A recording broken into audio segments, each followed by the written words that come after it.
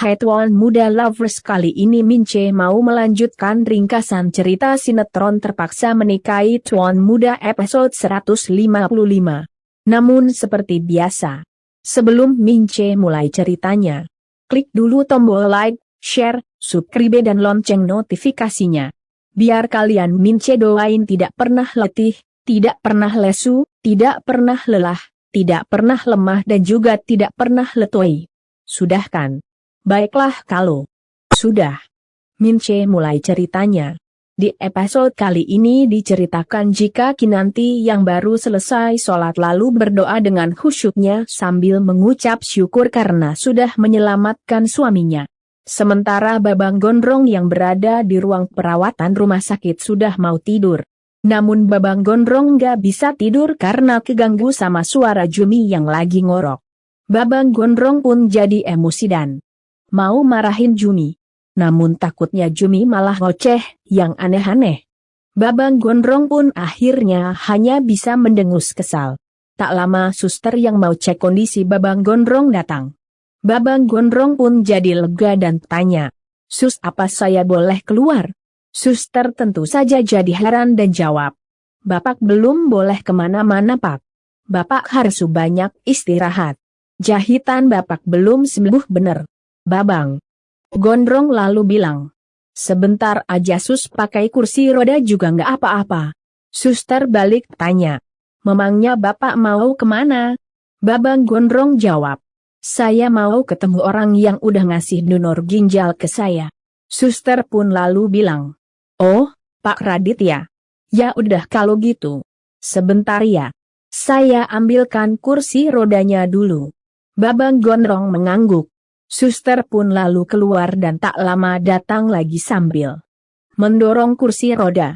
Suster dengan gerakan hati-hati lalu membantu Babang Gondrong duduk di kursi roda. Sementara itu Radit yang berada di ruang perawatannya juga belum tidur dan lagi termenung. Tak lama pintu ruang perawatan terbuka. Radit tercekat dan langsung melihat siapa yang datang. Yang datang ternyata Babang Gondrong yang diantar sama suster. Radit pun jadi mengernyit. Sementara itu, suster lalu menatap Babang Gondrong sambil bilang, "Jangan lama-lama ya Pak. Bapak masih harus istirahat."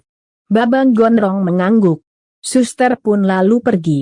Sepeninggal suster, Babang Gondrong lalu gerakin kursi rodanya, deketin Radit sambil bilang, "Sekarang kamu bilang ke saya, apa alasan kamu nolong saya?" Radit sambil tersenyum lalu bilang, "Saya cuma mau menebus semuanya. Saya tulus mau minta maaf ke kamu, ke keluarga kamu. Saya sadar selama ini saya udah banyak dosa." Namun Babang Gondrong yang tidak percaya sama ucapan Radit malah menatap Radit dengan tatapan tidak percaya. "Kamu lupa semua yang kamu perbuat dulu? Kamu nggak sadar sebesar apa kesalahan kamu? Kamu pikir dengan ngasih ginjal kamu buat saya bisa dengan mudahnya maafin kamu? Lupain semua kesalahan kamu. Apa yang kamu harapin? Kamu bisa bebas? Hidup tanpa beban?" Radit dengan tegas lalu jawab, "Saya sadar diri kalau saya harus menebus semua yang udah saya lakukan. Begitu saya bisa turun dari ranjang ini, saya akan serahin diri saya ke polisi."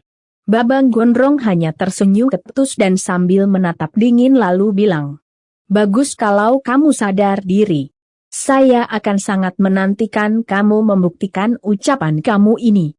Bayar semua perbuatan kamu dengan mendekam di penjara." Babang Gondrong pun lalu kembali menggerakkan kursi rodanya, pergi meninggalkan Radit. Radit pun jadi terdiam. Sementara itu di tempat lainnya Ene sudah terlelap tidur. Tak lama Ene bermimpi jika Reno mengalami kecelakaan. Ane kaget dan langsung terjaga dari tidurnya. Reno ternyata nggak ada di kamar. Ane pun jadi gelisah dan langsung mencari Reno di kamar mandi yang ada di dalam kamar. Namun Reno nggak ada. Ane pun jadi makin gelisah dan kemudian mencari Reno di tempat lainnya. Reno ternyata lagi tidur di sofa ruang tengah. Ane jadi lega dan langsung bangunin Reno. Tak lama Reno pun terjaga dari tidurnya sambil bertanya heran. Ane yang masih gelisah lalu tanya, "Kok kamu tidur di sini? Kamu udah gak mau tidur sama aku lagi? Reno, yang masih ngantuk lalu menjawab bete. Kamu tuh ngorok kenceng banget, makanya aku tidur di sini. Aku keganggu. Mana besok harus kerja pagi? Ana jawab.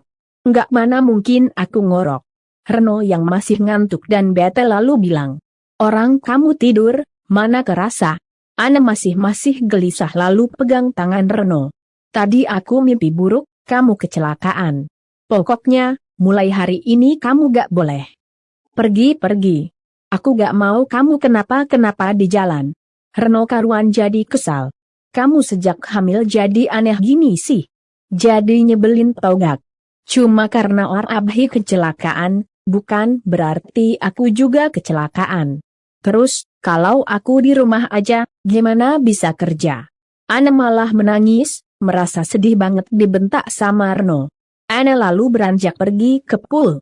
Di saat yang sama Kinanti yang mau ambil minum keluar dari kamarnya dan lihat Ana yang lagi jalan sambil menangis. Kinanti pun jadi prihatin dan langsung deketin Reno, nasehatin Reno sabar ya. Namanya juga orang hamil, hormonnya berantakan. Moodnya kadang bagus, kadang jelek.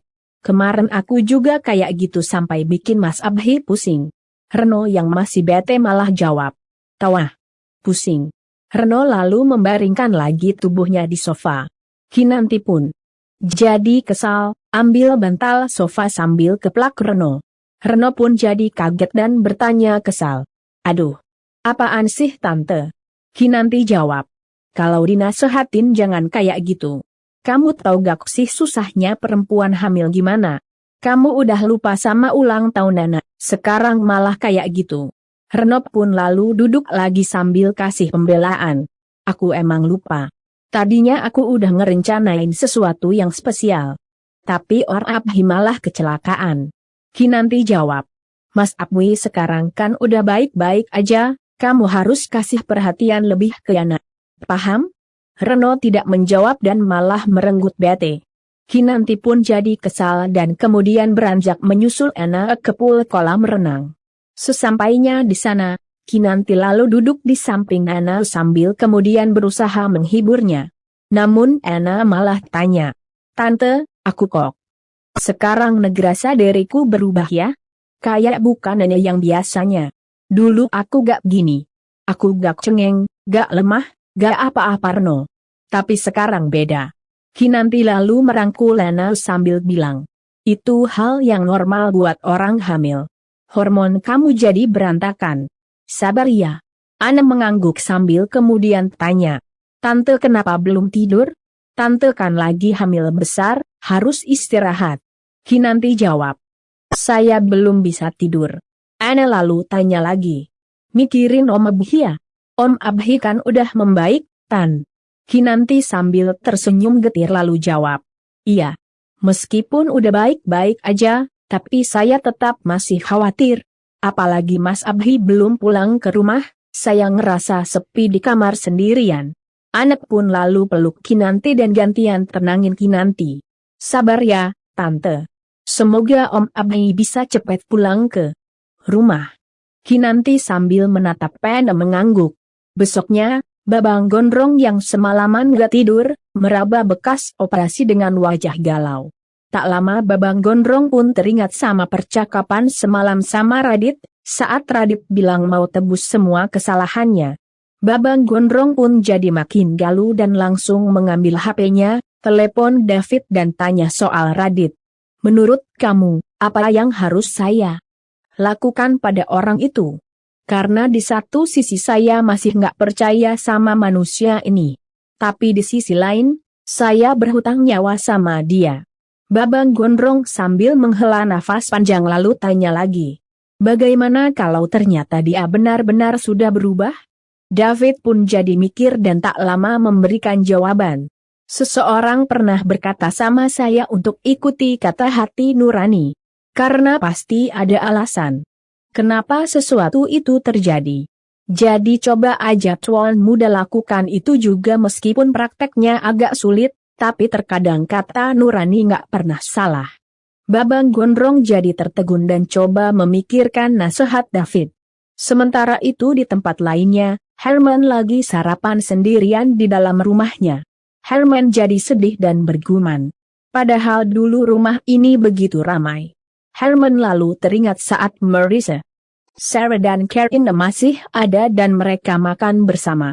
Meskipun sambil sindir-sindiran tapi rumah terasa ramai.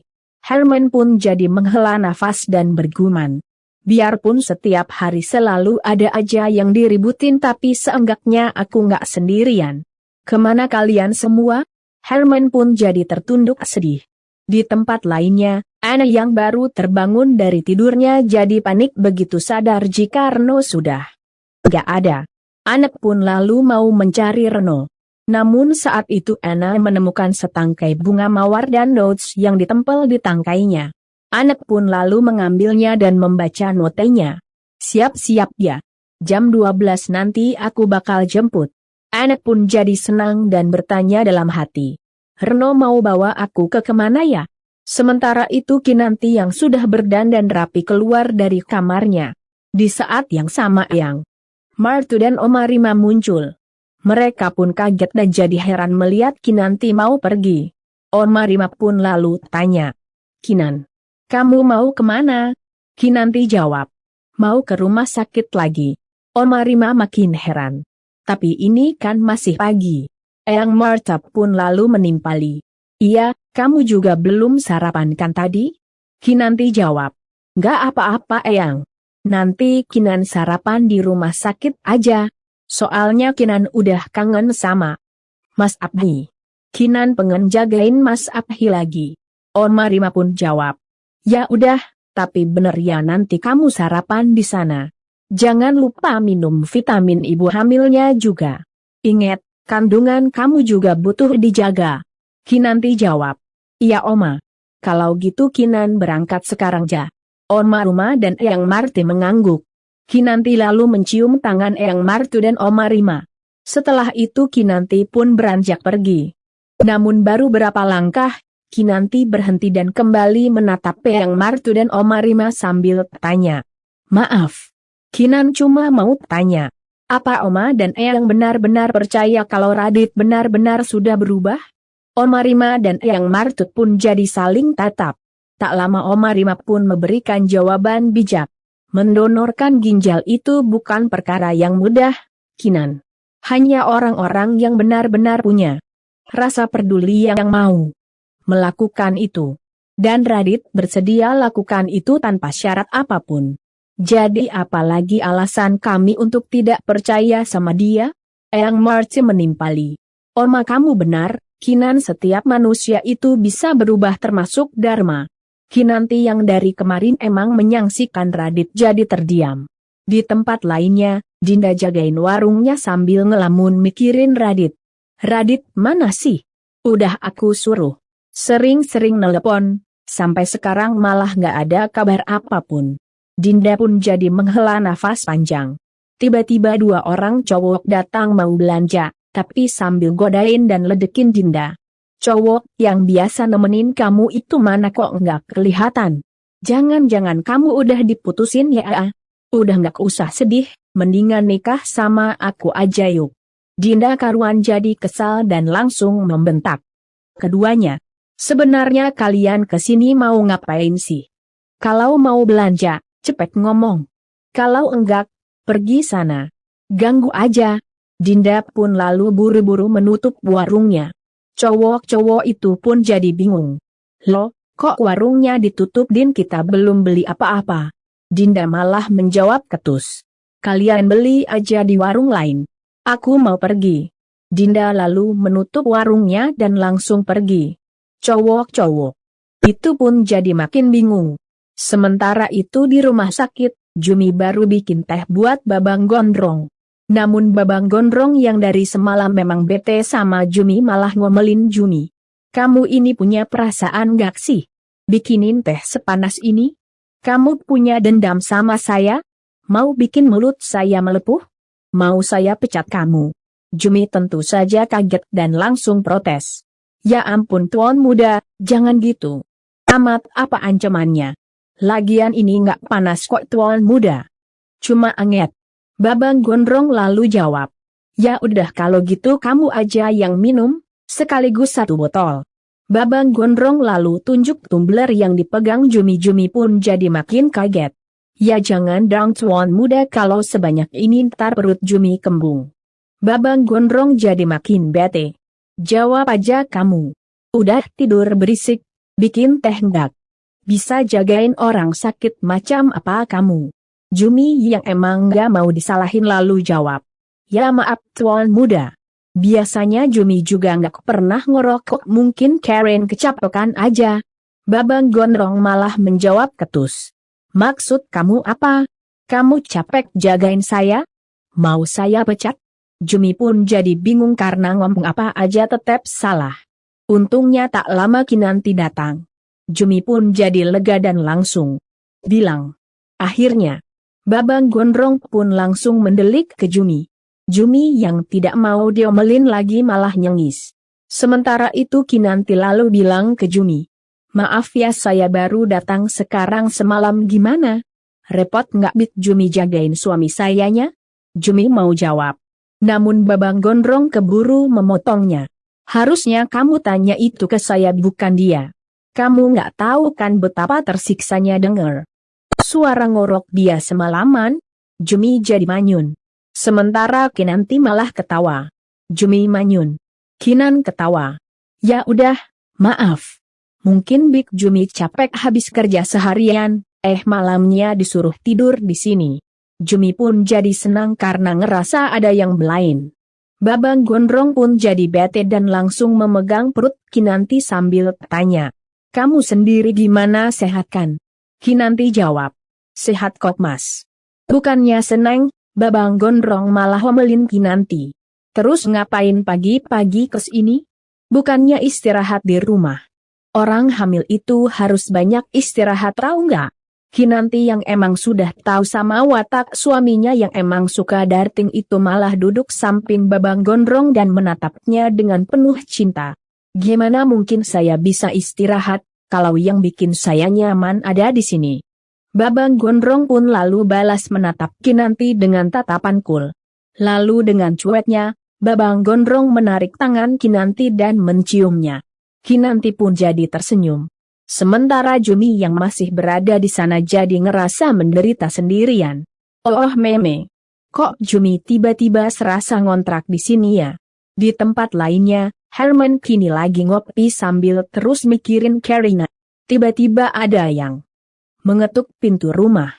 Herman pun jadi girang, mengira Karina yang datang. Namun saat pintu dibuka, yang datang ternyata polisi. Herman pun jadi bete dan tanya, Pak polisi gimana pak? Udah ada perkembangan soal istri saya? Polisi malah menatap tajam Herman sambil tanya, Pak Herman, apa benar Bu Karina di malam itu cuman ada meeting dan belum pulang? Apa nggak ada hal lain yang harusnya Bapak ceritakan? Herman kaget dan jadi salah tingkah. Maksud Bapak gimana sih? Polisi jawab. Anda akan mengatakan kalau kemarin Bu Karina itu pergi meeting. Tapi sebenarnya enggak, kan? Anda dan Bu Karina bertengkar di malam itu makanya Bu Karina pergi.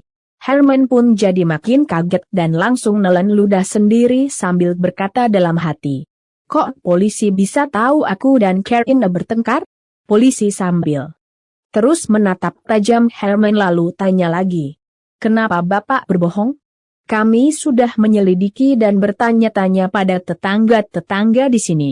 Dan tetangga sebelah rumah Bapak bilang kalau dia melihat Pak Herman dan Bu Karina bertengkar malam itu. Apa semua ini karena masalah Bu Marissa? Apa memang hubungan Bu Marissa dan Bu Karina itu tidak baik? Herman pun langsung ngeles. Pak, saya bukannya bermaksud berbohong. Saya cuma nggak mau ada salah paham aja. Emang sih hubungan Marissa dan Karina nggak terlalu baik. Tapi apa Bapak berpikir kalau mantan istri saya itu nyakitin istri saya? Kayaknya nggak mungkin deh Pak. Gimana pun juga Karina kan adiknya Marissa. Polisi pun jadi menatap heran. Sekarang Bu Marissa di mana? Biar saya maintain keterangan lagi. Herman pun jadi makin serba salah. Marissa ada di apartemennya Pak. Polisi lalu tanya. Bisa saya minta kontaknya? Herman mengangguk dan kemudian memberikan nomor HP-nya Marissa ke polisi. Polisi lalu pamit. Herman pun jadi puyeng sendiri. Di tempat lainnya, Amanda baru pulang beli sarapan. Di dalam rumah ternyata sudah ada Rendra. Amanda tentu saja kaget. Namun Rendra yang ternyata membawa kantong makanan lalu bilang, "Kita sarapan bareng yuk." Amanda ketawa lihat kelakuan Rendra. Rendra lalu singkirin kantong makanannya dan senyum ke Amanda. "Aku udah beli sarapan nih buat kamu. Mau kan makan bareng aku?" Amanda mengangguk sambil bilang, "Masa udah dateng ke sini dan bawain sarapan gini, aku suruh pergi lagi?" Rendra pun jadi ketawa. "Ya kalau beneran disuruh pergi sih.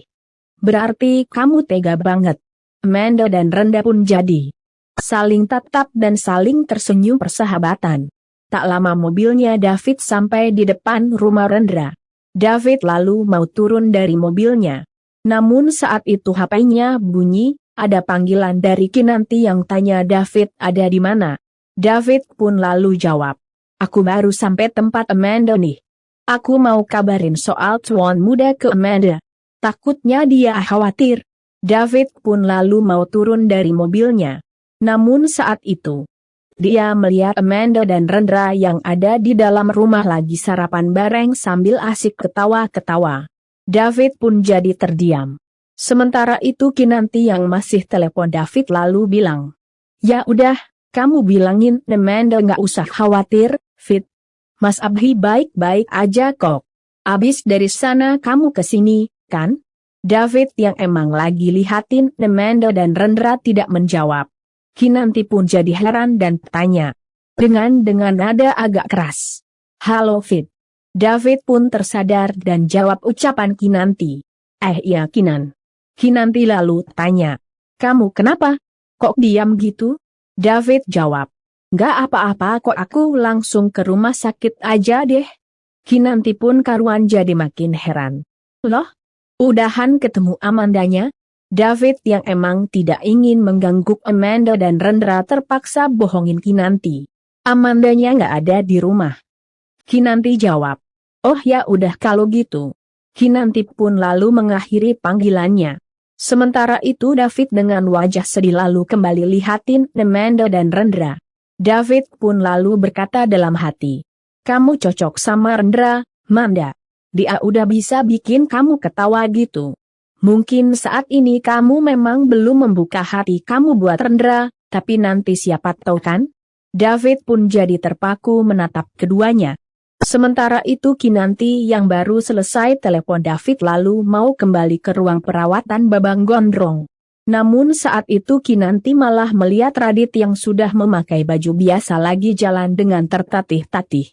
Seorang suster pun lalu berlari menghampiri Radit dan langsung berusaha menahannya. "Pak, Bapak belum boleh pulang. Saya panggilkan dokter dulu ya." Namun Radit malah jawab, "Maaf, Sus. Tapi saya harus segera pergi." Radit pun lalu pergi. Suster pun jadi makin panik dan kembali mengejar David. Sementara itu Kinanti yang melihat semua itu jadi heran dan bertanya dalam hati. Dia mau pergi kemana? Kinanti yang penasaran lalu bergegas ikut mengejar Radit sambil teriak memanggil Radit. "Berhenti. Radit. Kamu mau pergi kemana?" Namun Radit cuek dan malah jalan aja terus. Kinanti pun jadi bingung dan kemudian berlari ke ruang perawatan Babang Gondrong, kasih tahu Babang Gondrong jika Radit pergi. Babang Gondrong tentu saja kaget dan tanya pergi kemana. Kinanti jawab, "Aku juga gak tahu. Radit kayaknya mau kabur. Suster udah ngejar dan cegah, tapi Radit tetap pergi." Babang Gondrong pun jadi termenung dan teringat saat Radit bilang begitu bisa turun ranjang akan serahkan diri ke polisi. Babang Gondrong pun jadi tercekat dan langsung berusaha bangun sambil menyuruh Kinanti ambilin kursi rodanya. Kinanti mengangguk dan langsung ambil kursi roda. Setelah itu Kinanti membantu Babang Gondrong duduk di kursi roda dan kemudian mendorongnya, mau mengejar Radit. Namun maaf ya guys, ringkasan cerita terpaksa Mince akhiri dulu sampai di sini. Kira-kira Kinanti dan Babang Gondrong berhasil mengejar Radit nggak ya? Lalu kira-kira bener nggak kalau Radit mau menyerahkan diri ke polisi? Mince tunggu jawabannya di kolom komentar. Dan buat yang baru gabung, sekali lagi Mince ingetin. Jangan lupa klik like, share, subscribe dan lonceng notifikasinya. Biar kalian Mince doain tidak pernah letih, tidak pernah lesu, tidak pernah lelah, tidak pernah lemah, tidak pernah letoi dan pastinya tidak pernah ketinggalan update cerita sinetron terpaksa menikahi Tuan Muda.